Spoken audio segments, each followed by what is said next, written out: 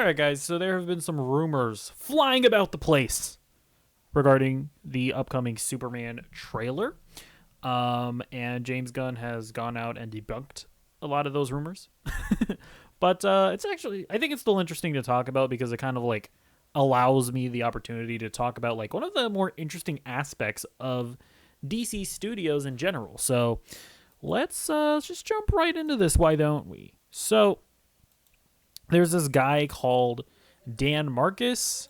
Apparently, he says he's a writer, columnist, filmmaker. So he's some random ass guy on Hollywood. I don't know. But he said, I'm really excited for the Superman trailer. From everything I've heard, there is enormous pressure internally from inside Warner Brothers for the trailer to be received well. Apparently, the studio asked for multiple different cuts of the trailer to find the best version.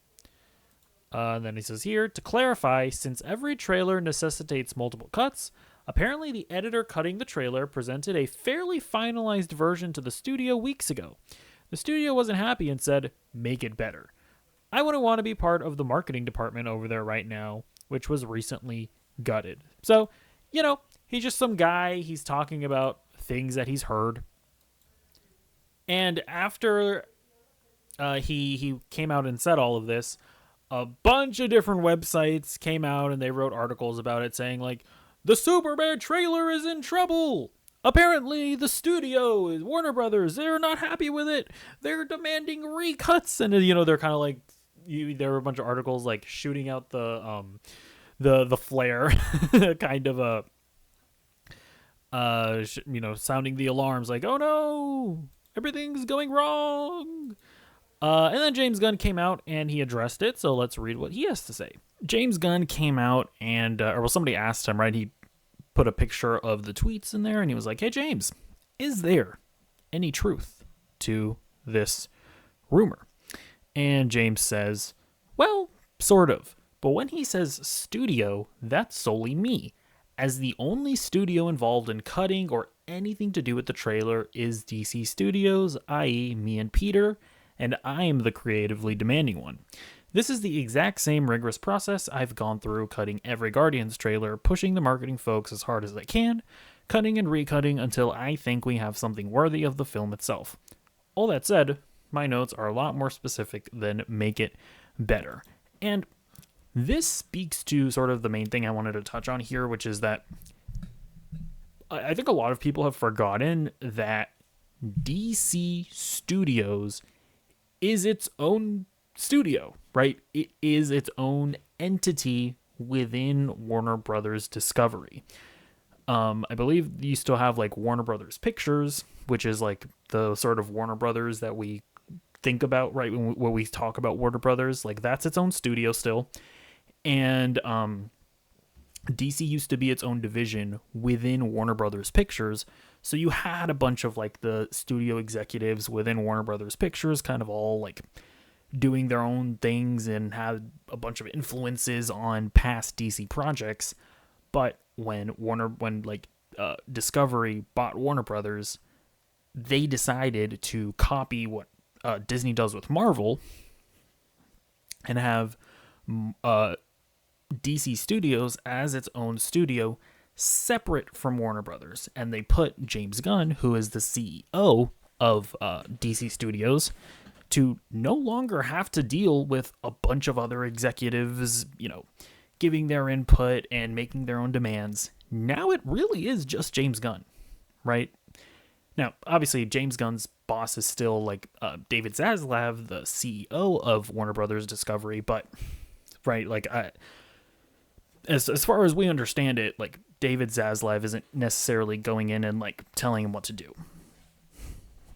And with all that being said, though, right? So that's just sort of the facts of the matter.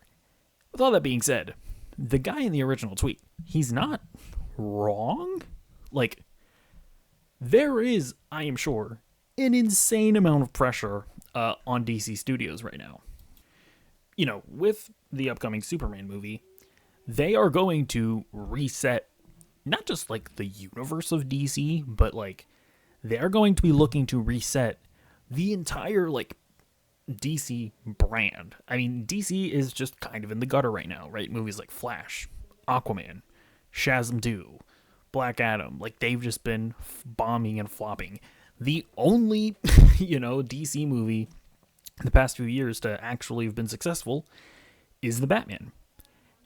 And I think that's in large part because, I mean, it's fucking Batman, but also because they put out an amazing first trailer, right? That first teaser for the Batman completely shut all of the negativity up. Sorry. And it like basically made people go like, "Oh shit. I have not cared about DC at all, but I'm watching the Batman." And Superman has to do that again. They have to come out with an amazing first trailer. It has to make people go, "Yeah, I haven't really cared about Superman or anything DC related, but this is too good for me to pass up on." Like, as important, in my opinion, as important as it is for the movie itself to be good, obviously, the first trailer has to come out and gather people's interest. We actually just saw this with Transformers 1. Yeah, the animated Transformers movie.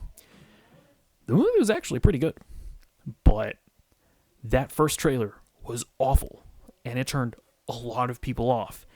And even though the movie itself was good, and it has its like hardcore fan base that are like, you have to watch Transformers 1.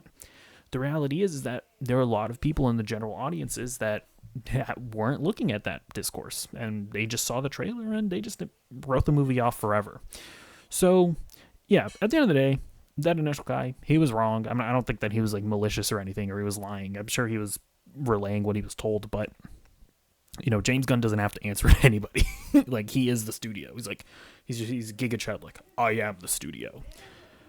But yeah, it doesn't change the fact that they absolutely do have a lot of pressure on them. So let me know what you think in the comments down below, and I'll see you in the next video. Goodbye.